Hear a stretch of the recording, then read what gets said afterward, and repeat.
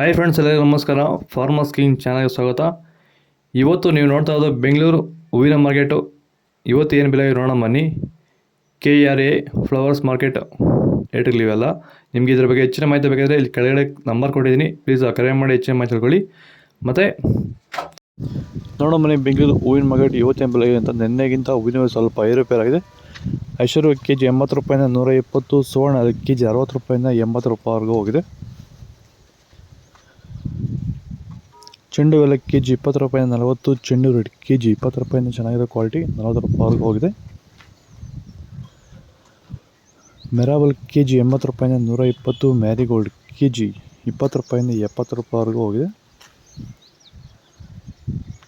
ಸೆಂಟೆಲ್ಲ KG 100 ರೂಪಾಯಿಂದ 140, scent white KG 100 ರೂಪಾಯಿಂದ 140 ರೂಪಾಯಿವರೆಗೂ ಹೋಗಿದೆ.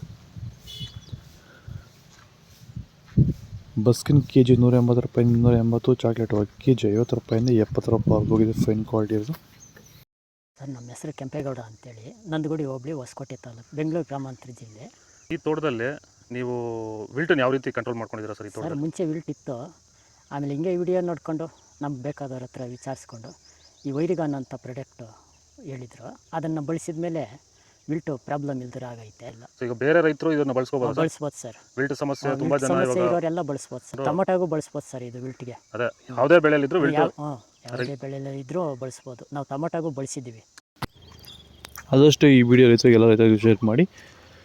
ಪನ್ನೀರ್ ಸೊಪ್ಪು ಕೆಜಿ 50 ರೂಪಾಯಿಂದ 80 ರೂಪಾಯಿವರೆಗೂ ಹೋಗಿದೆ.